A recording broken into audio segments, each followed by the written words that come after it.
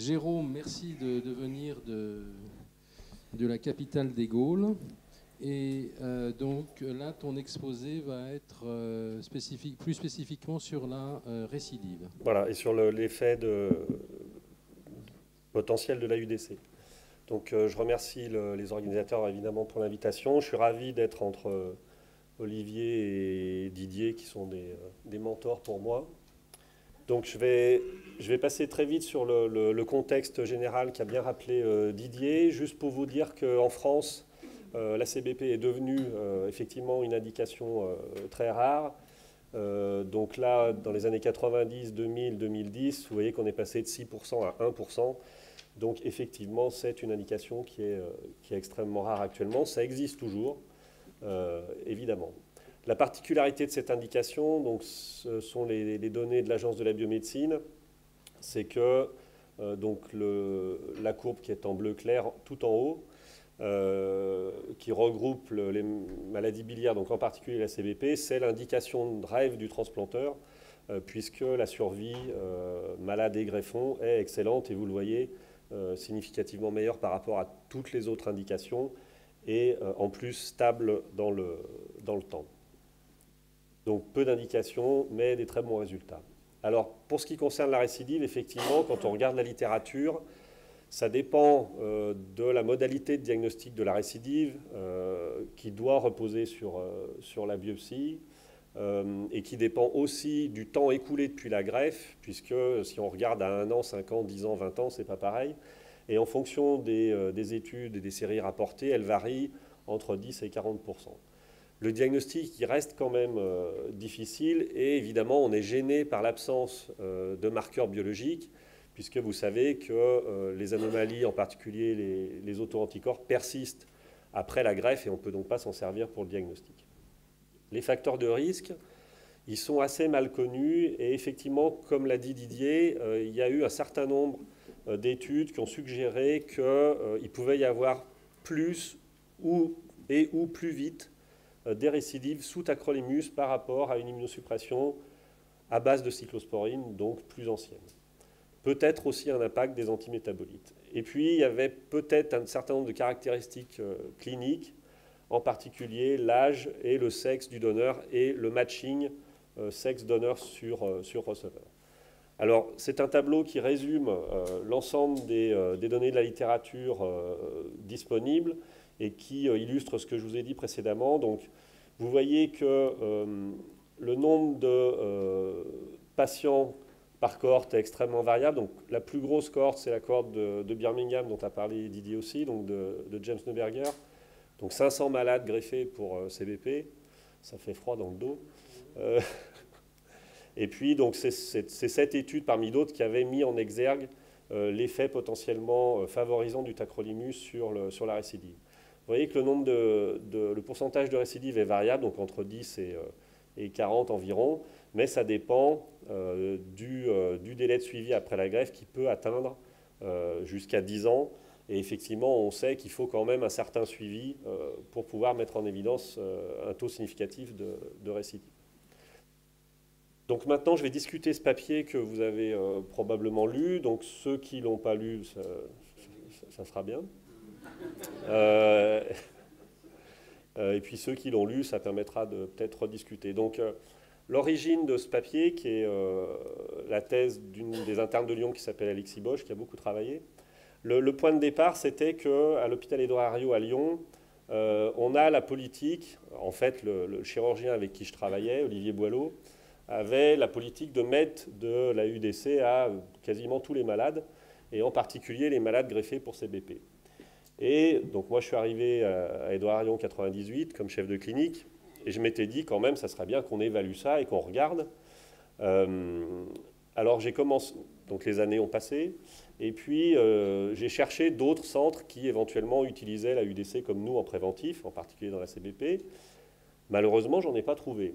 Et puis, le temps a passé, et finalement, en discutant un peu à droite à gauche, en particulier avec mes amis de Saint-Antoine, on s'est dit peut-être qu'on peut quand même faire une étude opportunistique, comme on dit en anglais, c'est-à-dire que nous, on fournissait les malades qui avaient eu la UDC, et d'autres centres fournissaient les malades qui n'en avaient pas eu.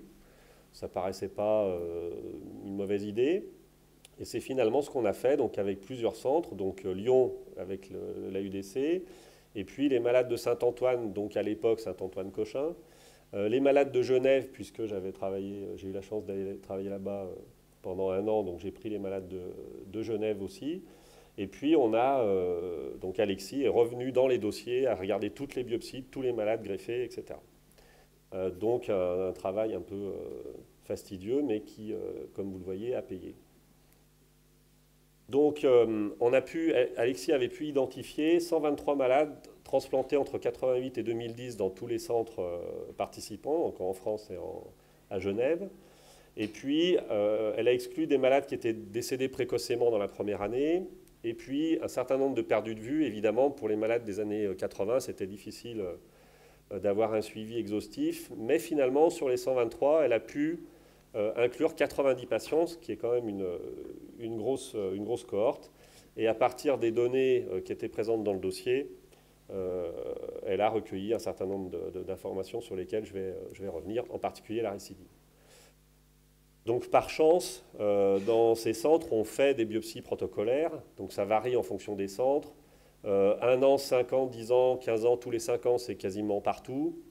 Certains centres faisaient à 3 ans une biopsie en plus, et puis évidemment, en cas de bilan hépatique perturbé et de suspicion de rejet ou autre chose. Dans l'analyse histologique, on a exclu les biopsies où il y avait du rejet, parce que ça, on considérait que c'était ininterprétable. Et toutes les biopsies considérées comme mettant en évidence une récidive ont été revues par 2 anatomopathologistes indépendamment, Jean-Yves Squazec et Dominique Vendoum. Et on a considéré comme histologie très suggestive, à partir d'une histologie très évocatrice, le diagnostic de récidive, bien sûr en l'absence d'étiologie autre d'anomalies biliaires. Donc sur ces 90 patients, on a pu mettre en évidence une récidive chez 48, donc ce qui représente plus de la moitié de la série.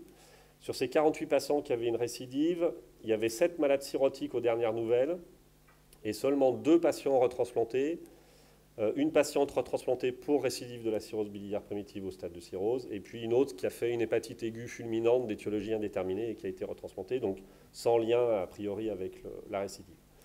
Ce qui est très important, c'est bien sûr le délai qui était en moyenne de plus de 11 ans, presque 12 ans, ce qui fait que c'est probablement, c'est la série avec le plus long suivi, ce qui explique en grande partie les résultats et le taux très élevé de récidive, donc plus de la moitié des malades. Si on regarde la population, donc il n'y avait rien de vraiment extraordinaire puisqu'il s'agissait essentiellement de femmes greffées aux alentours de 55 ans. Le nombre de biopsies était de 0,5 par an, donc on peut dire qu'il y a eu beaucoup de biopsies dans cette population, donc une tous les 2 ans en moyenne, ce qui est effectivement beaucoup. Les restes des caractéristiques sont comme attendu, c'est-à-dire qu'il y avait quand même une majorité de malades sous Tacro, mais environ 1/3 sous cyclosporine, évidemment, les malades les plus anciens.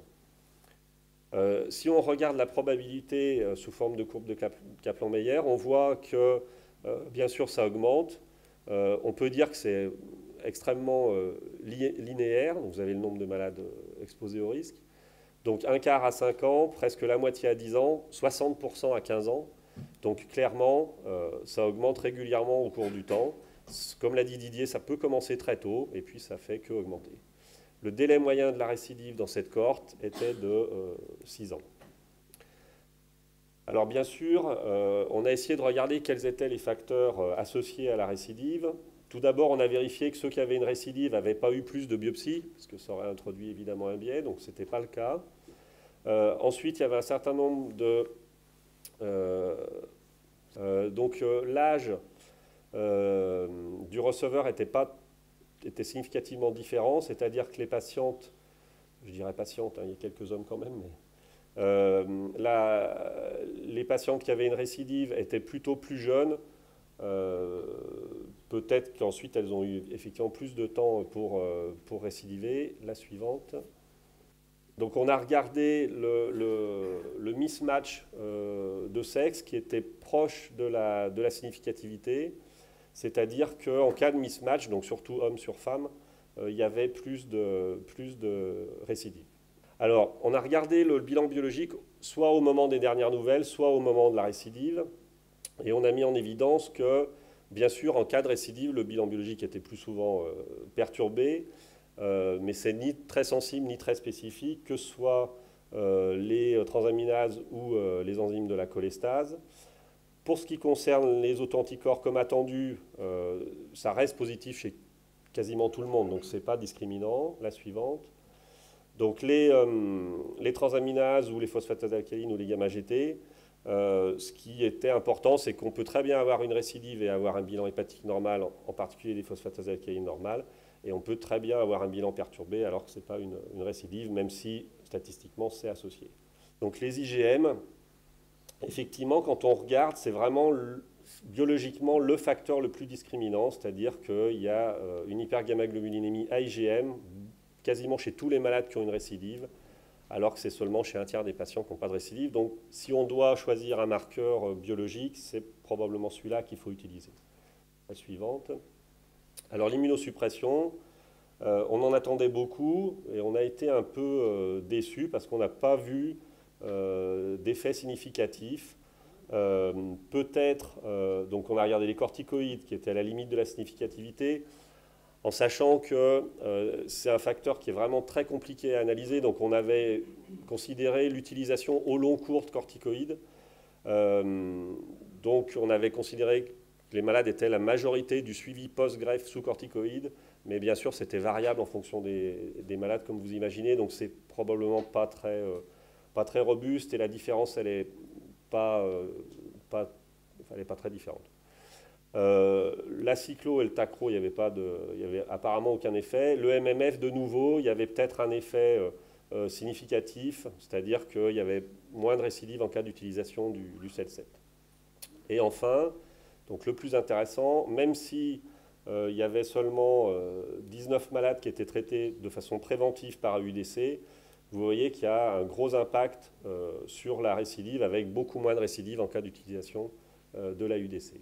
Donc si on regarde sous forme de Kaplan-Meier et pas sous forme de pourcentage brut, on voit que tacrolimus, cyclosporine, la suivante, ça n'a pas d'effet. La suivante, les corticoïdes, ça se croise. La suivante, donc c'est l'utilisation d'antimétabolites. Et finalement, sous forme de Kaplan-Meier, il n'y a pas d'impact. Et puis l'effet de la UDC en fonction du temps, avec entre 2 et 3 fois moins de récidives. Quand on fait une analyse, quand Christophe fait une analyse multivariée, finalement, comme attendu, il n'y a que la UDC qui reste, malgré le faible nombre de malades, qui reste statistiquement significatif. Comme l'a dit déjà Didier, ok, ça récidive, mais qu'est-ce qui se passe après? En fait, il ne se passe rien.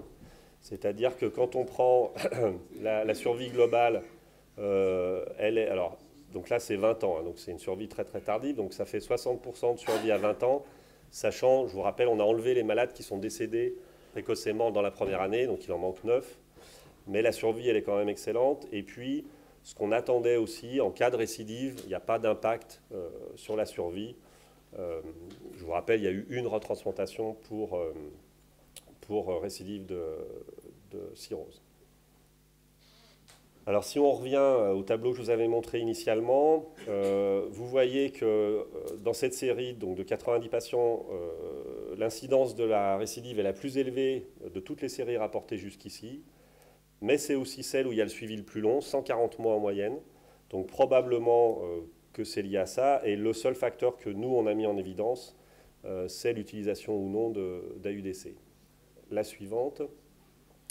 Donc juste pour commenter, ça c'est notre série, donc pas d'effet du tacrolimus, mais si on s'était arrêté à 10 ans de suivi, il y aurait eu une différence statistiquement significative. Donc peut-être que cet effet du prographe, avec une récidive, même dans notre cohorte, qui pourrait être plus précoce, peut-être qu'il y a cet effet, mais qui s'estompe avec le temps, et à 20 ans, finalement, ça a disparu. Un autre point qui est intéressant, c'est une série qui a été publiée il y a déjà quelques années, avec plus de 100 malades, 10 ans de suivi. Là, donc c'est une série ouverte où tous les malades avaient reçu de l'AUDC, et dans cette série, il y avait seulement 14% de récidive. Donc c'est un argument, c'est la seule série qui est comme ça, pour dire qu'il y a un effet préventif. Donc en conclusion, la cholangite biliaire primitive, c'est une indication rare de transplantation. Il y a un risque de récidive qui est élevé, peut-être que c'est universel, il suffit d'attendre en fait. Le diagnostic est difficile et repose sur l'anapathe, donc il faut des anapathes qui soient expérimentés. Les facteurs de risque, en particulier l'immunosuppression, peut-être qu'il y a un effet du tacrolimus. Et ce qu'on a montré, c'est qu'il y avait également très probablement un effet protecteur de la UDC en préventif. Je pense que c'est ma dernière diapo. Merci. Merci Jérôme. Eh ben, Didier revient près du micro. Alors quand même le tacro c'est un peu troublant parce que il y a quand même pas mal de séries qui le suggèrent et puis des grosses là nous il y a une tendance, mais dans votre pratique quotidienne pour le moment vous êtes toujours au tacro et comment vous pouvez justifier une chose pareille? En fait je pense que c'est une immunosuppression qu'on maîtrise, qu'on utilise chez tout le monde, donc le Prograf et le Celcept. Donc finalement, on est resté à ce type d'immunosuppression pour tous les malades. Après, on peut adapter éventuellement par la suite. Après, je ne sais pas si... moi, ça m'est jamais arrivé, par exemple, de passer à la cyclo un malade qui avait une... Parce qu'on en a quand même, des malades qui ont des récidives. Mais je pense pas que ça repose sur suffisamment de données pour le faire. Donc voilà, on reste avec une immunosuppression classique. Disons qu'on est un peu parasité par le fait que sous cyclo, il y avait un peu plus de rejet. Donc c'est vrai que ça a joué dans la décision de finalement pas changer de stratégie. Mais c'est vrai que c'est un élément troublant, en sachant que bon, il n'y a aucune étude randomisée. Ce sont des comparaisons souvent historiques avec plus de patients anciens qui ont de la cyclo et plus de patients récents qui ont du tacro.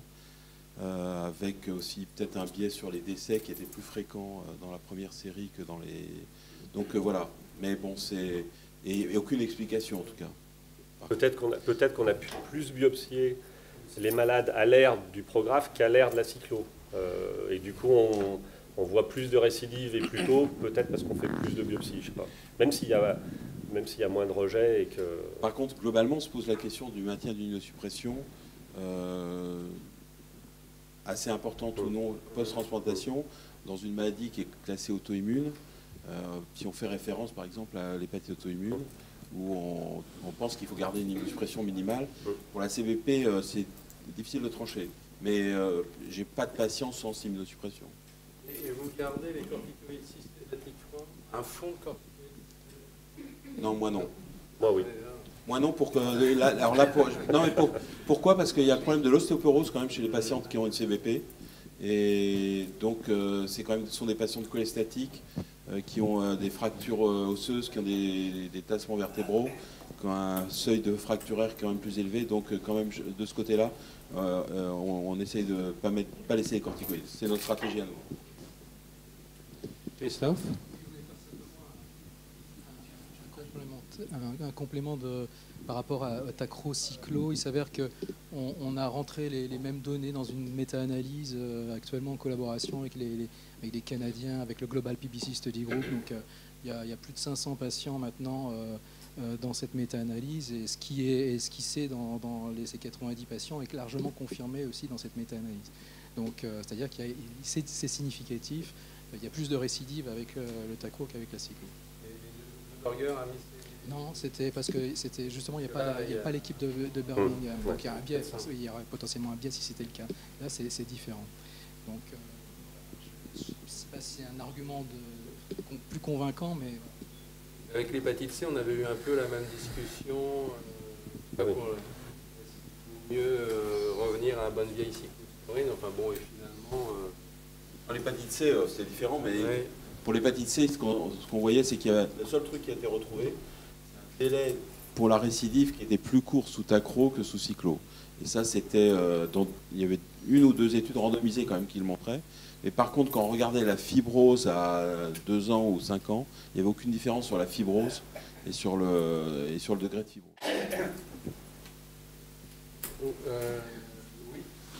Oui, est-ce que la diminution des indications de greffe dans la CBP ne serait pas liée au fait que l'AUDC retarderait l'insuffisance hépatique terminale, qui ferait qu'elle serait discutée à un âge qui n'autoriserait plus vraiment la transplantation? J'ai en tête une patiente de 71 ans et qui vient de découvrir une lambdacite, par exemple. On peut, 71 ans, ça peut se faire. Il faut vite la greffer. Non, 71 ans, ça peut se faire. Alors, c'est la crainte qu'on avait quand l'AUDC est sortie, qu'en effet, on se retrouve dans cette situation-là. Finalement, en gros, il y a un nombre important de patients qui ne s'aggravent pas sous AUDC et qui dépassent 75 ans sans qu'il y ait de modification. Donc là, je pense qu'on doit être prudent, c'est sur ceux qui sont non-répondeurs, dont on a parlé tout à l'heure, et qui en effet s'aggravent, augmentent leur fibrose, évoluent vers une vraie cirrhose. Et c'est là où je pense en effet on doit être vigilant, notamment quand ils approchent vers les âges limites. 71 ans, c'est un âge qui est dans certains centres où on fait encore la greffe. Pour le reste, avoir de l'acide sur une CBP, c'est quand même un élément. Bon, parce que c'est une maladie cholestatique, et je pense qu'on ne me dira pas le contraire. C'est une maladie cholestatique, l'insuffisance hépatique est vraiment un signe terminal.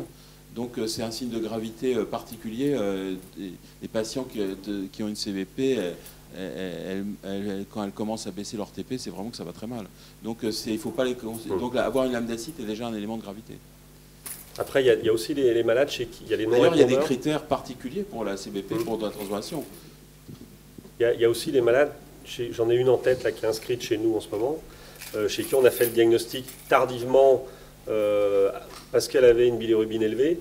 Donc on l'a traitée, mais elle n'a pas répondu et elle a évolué vers l'insuffisance hépatique. Donc c'est vrai que si on fait le diagnostic très tôt, c'est très bien. Mais il y a quand même des patientes chez qui on fait le diagnostic tard et parfois on n'a pas le temps on ne voit pas l'effet thérapeutique de l'AUDC et on se retrouve obligé de les greffer à 55 ans. Mais voilà. Jean-François, question courte. Oui, non, très court. Sur la base de cette étude, est-ce que tous les autres centres sont mis à faire de la UDC maintenant? Moi, j'ai pas changé. Il ne peut pas répondre à cette question. Je crois qu'on n'en a pas greffé depuis qu'il a sorti son papier. C'est pas une réponse. On doit faire un staff et se réunir. Pas de dictature à Paul Roussi. Alex. Je voulais juste demander si les causes de mortalité étaient les mêmes chez les malades transplantés. Pas de différence. Après, il y a moins de cancer ORL que chez les alcooliques. Ça Pas de différence.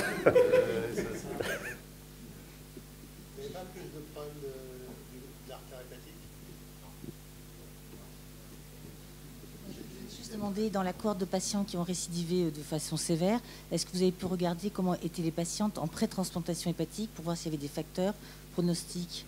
C'est-à-dire là, on a regardé les facteurs en post-greffe. Est-ce qu'il est possible d'identifier des facteurs avant la transplantation, un profil de malade particulier? Ça, c'est la première chose. Et la deuxième, entre Tacro et Cyclo, en fait, ce qui serait intéressant, c'est quand même de regarder le niveau d'exposition à l'immunosuppresseur et pas simplement l'anticalcinurine utilisée. Donc, quelles étaient les expositions des patientes? Est-ce que l'immunosuppression n'était pas finalement plus faible parce que c'était une ère où on diminuait le taux d'immunosuppression? Sur le pré, nous, sur les 38 malades qu'on a étudiés, le seul élément négatif qu'on a retrouvé lié à l'échec était l'association à d'autres maladies auto-immunes. Et par contre, on n'a pas retrouvé d'autres éléments en pré. Et concernant l'exposition, c'est une bonne remarque. Après, c'est le problème des malades. C'est ce que dit Christophe, il faudrait des malades greffés à la même époque, ou à la même ère, comme on dit en anglais. Et là, c'est clairement pas la même ère. La cyclo, c'était il y a longtemps. Et voilà. Donc, on compare des malades des années 80 à des... Donc, il y a plein de choses différentes par rapport à ce qu'on a fait après, forcément. Bon, et Pépère Jérôme, merci. Et Didier, merci beaucoup. Donc, on va finir en beauté avec Dominique Larrey. Donc, il va nous parler, on a parlé médicaments, transplantation, mais à nouveau de l'éducation thérapeutique.